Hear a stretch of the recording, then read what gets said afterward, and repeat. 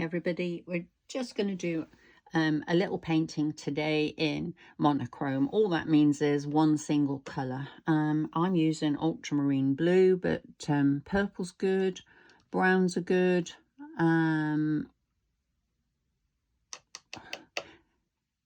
grey is a nice colour to work with as a monochrome, and all I'm doing is putting some water in my wells. Now I want to get 3, sometimes 4 mixes on this, but I'm only going to worry about doing 3 today. And what I've got is the first one, which is very little water, the second one, which is twice as much water, and the third well I've pretty much filled it to the top. I've got some scrap paper at the ready so that I can test my colours out, and I'm just going to give them a mix. Now I'm mixing this with one of my brushes that stands up to it, so I'm going to take into this first well a large amount of that paint. If you've seen the earlier videos, you'll see that I've mentioned before that I prefer to keep my paint onto the side, because then I can help myself to what I want to thicken up the mix or darken the mix depending on what you're doing. It also means that if I want some neat paint at some point, I can just go and pick it up if I want to use it very, very thick. So this is now very, very creamy. I'm still mixing it, so I don't want to suddenly pick up lumps of unmixed paint. That can be a bit of a nightmare, so I'm still mixing it. It's now quite creamy. It's quite a strong dark colour. So let's have a little look at the colour that we've created here. So that's a very rich colour, and we're going to be using this on both wet on wet and dry, so we do want it to be thicker than the later colours. That's the way that washes work. If you put your wash in thin, any other layers of paint you add to it while it's still wet need to be thicker. I'm going to go with that one. Yep. And then I'm going to take a full brush, so I'm giving it a good stir up. Remember, as soon as you stop mixing, the pigment slips to the bottom of the palette. So I'm giving it a good stir up and moving that into the next one. So this is twice as thin, twice as light as that first one. Let's see what we've got. Might be a little bit too light, so I'm going to take another brushful and move it over there.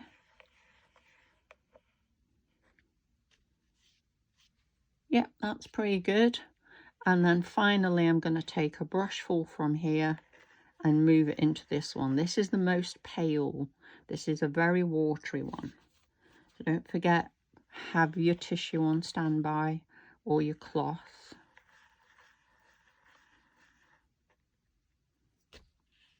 And that is incredibly pale, but it's thick enough for what I want. So I'm going to move this to one side, uncover my paper. I haven't got any pencil lines or anything on there, it's just plain paper. And the brushes that I'm using are SAA Silver. I've got a 25mm, which is basically a 1-inch brush, flat. I'm going to use that for probably the majority of the painting. Here it is, this one. And then I have also got the SAA number 10, a number 6, and a number 2 rigger. So all I want to do now is wet on wet. So I want to wet my paper, and I'm going to wet it all the way down to the bottom. Just long sweeping strokes. As soon as your brush runs out of water, refill it. And when I say your brush in the water, I mean put it properly in the water. Sometimes people dip their brush in and come to wet the paper, and actually there's no water on the brush at all. So they think they're doing it, but the reality is they're not. So I've gone across horizontally, now I'm going across vertically. I'm literally going to give it a count of 4 seconds, so By the time I finish nattering, my 4 seconds are up. And already I can see areas where the paper's gone dull. That tells me that the water has soaked in to the middle of the paper. And if I apply my wash to it now, it will be too dry to take the wash properly. So that's it. I'm good to go. So I'm picking up a brush full of my thinnest mix. That's that very pale colour that I mixed. And I'm just going to allow that to bleed down all the way to the bottom. So it's barely providing any colour, just a tiny tint to the paper. I'm going to do the same again, second one. But because I want this to be more like a graduated wash, I'm going to come back up to the top and start up there to move it down. If I suddenly go in with a dark colour in here, or if I reload my brush and go back in there, I'm suddenly going to get a band of much darker paint. So I've got that in. Now I'm going to wipe my brush off. I haven't washed it. I'm not going near the water. I'm just wiping it off on the tissue. It's still got that blue in. And whilst that's sinking into the paper, I'm going to think about what I want to do with my sky. And what I want is to get one of these hazy skies that we get in the summer, where it's just got a little tint of blue or grey in. So I'm going to go in with my second mix, which is darker and thicker. Just loading my brush with it now. And then I'm going to touch it off, because although it's got more pigment in, I'm also picking up a lot of liquid. Look how much is bleeding out of that brush. And all I want to do is just use the colour that I've just put in there to create, if you like, the shadows, the blue in the sky. And I'm just using the corner of the brush and meandering it about. Again, if pick up more paint, touch it off so that you're not dragging a lot of water onto the paper that is still wet. If you drag in a lot of water, you will end up having these cauliflower areas across your paper. That's not really what you're going to want. So I'm going to keep it fairly simple. So I've got those marks in, a few little bits coming down, a few little darker areas. So it's this sort of hazy sky that we often get, certainly here in Shropshire. We get them sort of in the summer down in Wales. My mum lives in Wales, so I'm down there a lot. And then I'm drying off my brush. I haven't washed it. I don't need to wash it. I'm only working with the one colour. And then all I'm going to do is go in along the top edge where I've put these darker colours, and I'm just softening the shape of it so I don't have hard marks. I'm just using the corner of the brush. Every time I come off the paper, I'm wiping the brush off on my tissue and just leaving these beautiful spaces between the clouds where the blue sky is just showing through. So I've got my dark blue here. If I go above it, because I'm lifting out what's left in there, it has this effect of making it look like you've got these summer fluffy skies.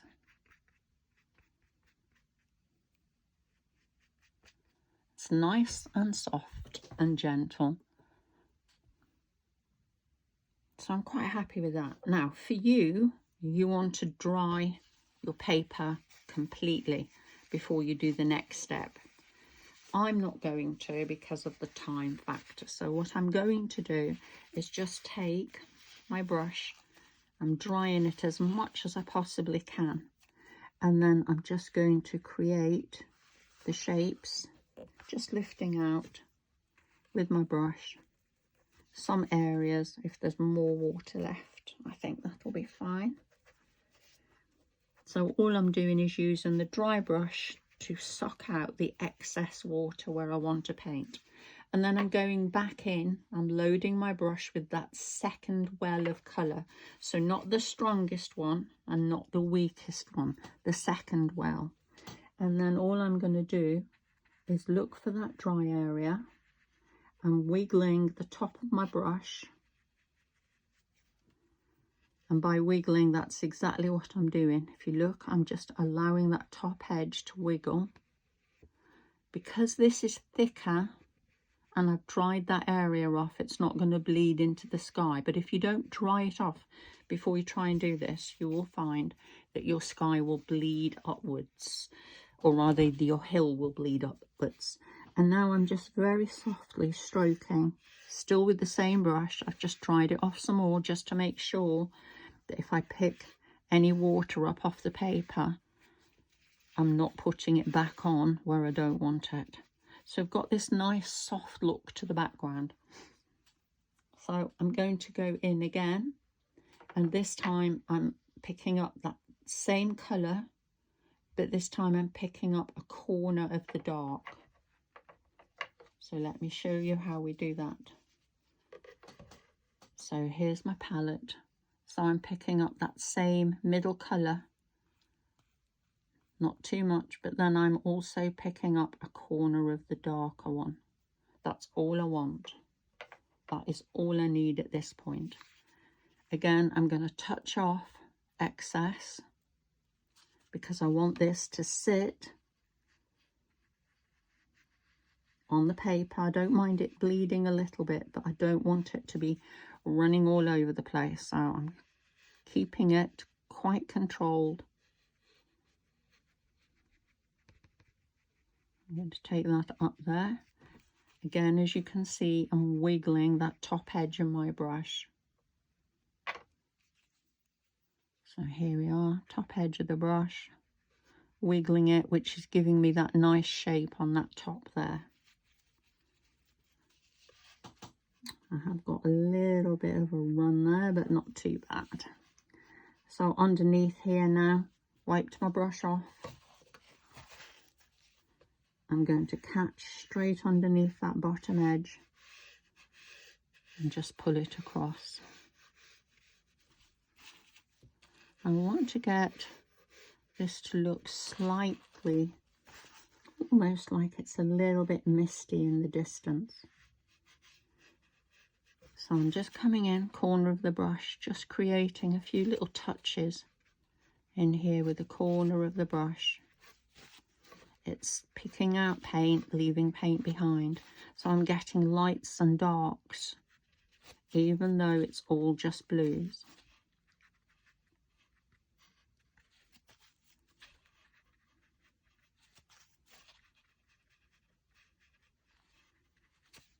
And then I'm going to swap now to my number 6 brush. I'm going to pick up some of the dark. I haven't gone near the water. I don't want to carry water into this. So I'm picking up some of the thickest mix that we had, the first one. And I'm going to come up here along the tops of these hills. And I just want to create the impression that there's woods and things up here.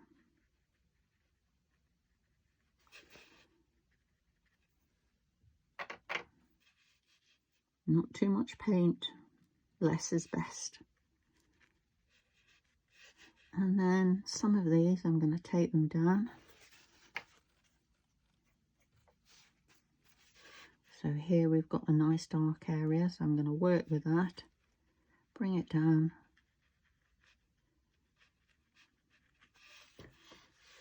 Along the bottom edge here. All I'm doing is wiggling the top of the brush. Creates the impression. We've got some woods along the edge of the water. This could be a loch side. It could be around the lakes.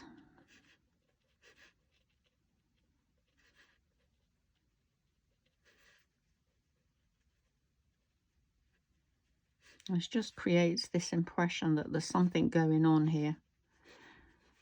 A lot of the time when I'm travelling up and down to Wales, especially when you've got quite a bright light.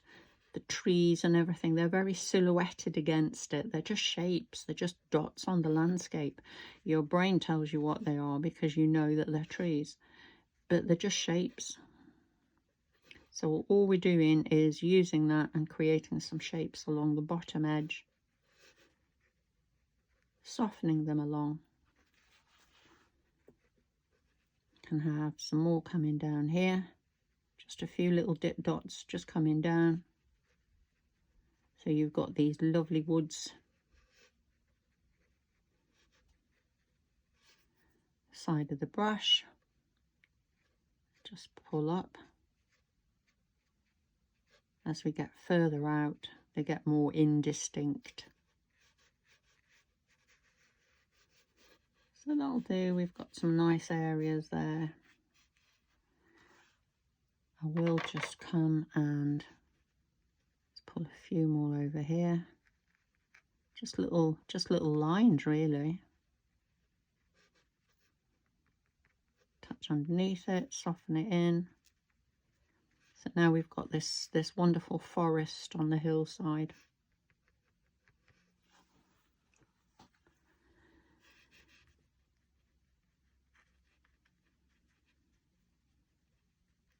The important thing I'd say when you're doing this is to try and keep your brush strokes when you're doing things like this down the side of the hills. Try and keep it fairly vertical. If you start going in that, or you can go in the horizontal direction, but your brush strokes themselves want to stay fairly vertical, otherwise it'll start to look a little bit peculiar. I'm going to add a little bit more shadow here, so still touching. Just add a few little bits of shadow, side of the brush.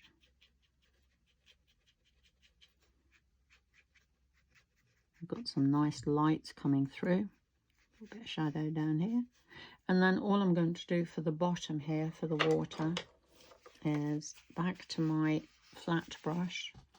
I'm going to pick up the middle mix, so that's the second thickest mix. Picking that up on my brush, wiping it off on my tissue so that I don't have excess on there. Just touch it, let it bleed off. Holding the brush very, very flat to the paper. I'm just gliding it over. I am not attempting to cover every little tiny bit of the paper. I want to leave some of the lights showing through. Again, if you're at home doing this, give yourself a few seconds, a few minutes, let it dry. And then I'm picking up my number 6 brush now. I've picked up my paint, still the second one, that's the middle mix. Got it here, and I'm holding the brush and I'm just dragging it slightly over the top of what I've already done. Again, I'm lifting and dropping the brush so that I'm getting these hit and miss marks, not trying to cover all the paper.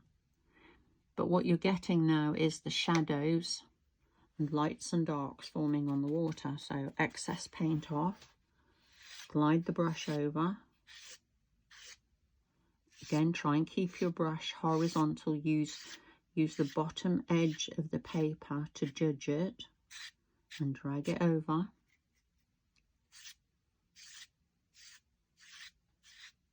And this is creating all the lights and darks for you. I'm now going to pick up a brush full, same brush, of the dark or the thickest paint. Again, I'm touching it off. I don't want loads of paint on my brush, just a little bit. And I'm going to work from the outside in. So I'm dragging the brush ever so lightly across towards the middle. Wherever it hits the paper, it leaves the marks behind. Where it misses the paper, then there aren't any marks. So refill your brush, touch it off again, dragging it in from the other side.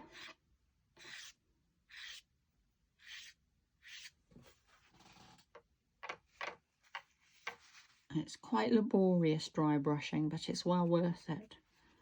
So every time you pick up paint, make sure you touch off the brush, otherwise you'll pick up too much water. And I'm going to pull that much stronger down this bottom edge here.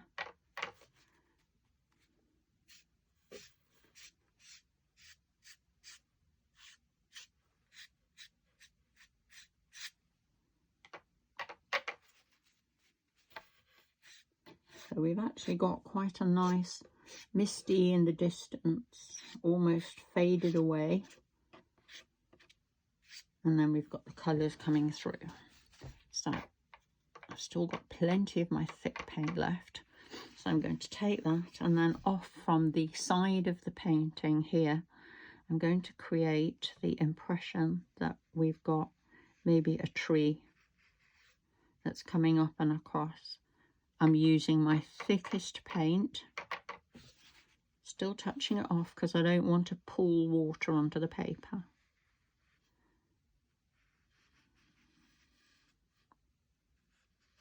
At the moment, I'm just using my number 6, but in a minute I will change down to a smaller brush just to put some little twiglets and things in. At this point, the branches need to make sense, so they need to be thick enough to look as though they would support each other. So now I'm swapping to my number 6 rigger brush or liner brush, depending on where you're from, what you call it. So my number 6, and I'm coming in, and every time I come back in, I try and pick it up off one of the existing branches that I've left behind.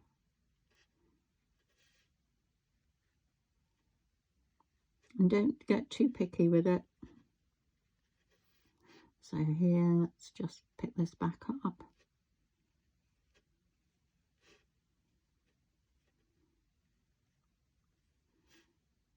Don't worry about having little bits where you maybe have missed on the branch. It honestly does not matter at all.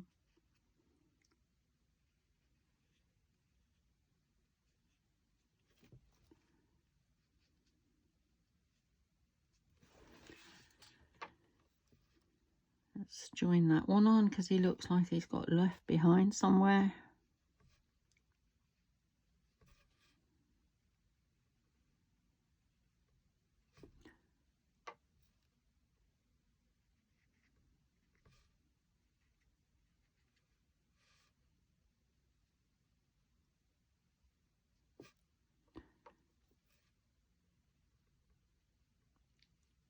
You can see where I reload the brush, the paint is darker. That has the effect of bringing that branch forward.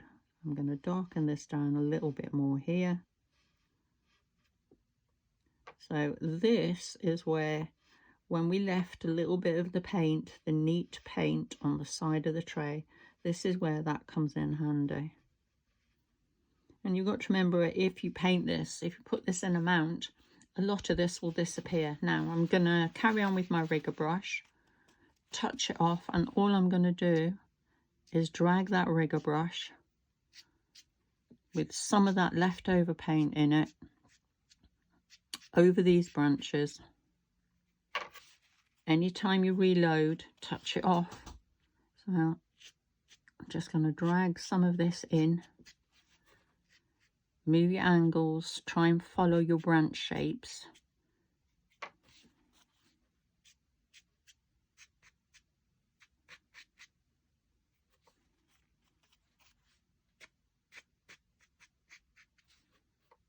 So monochrome paintings can be quite attractive, I think.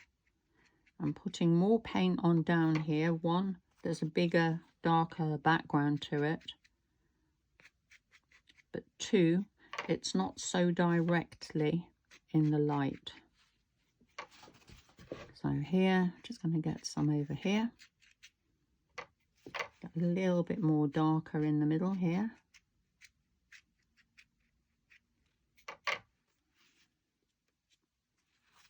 Maybe not quite that dark, but it'll be fine.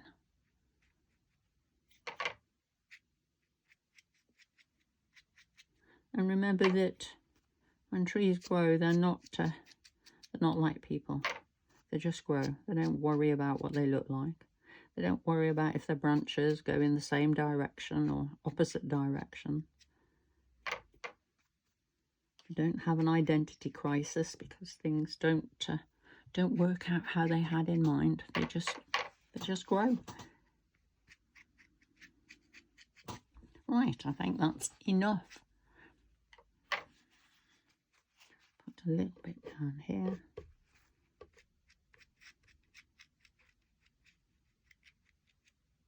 And maybe even a little bit along here. So here.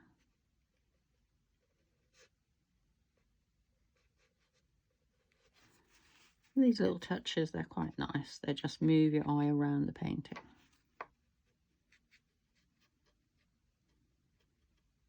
So, hope you've enjoyed that.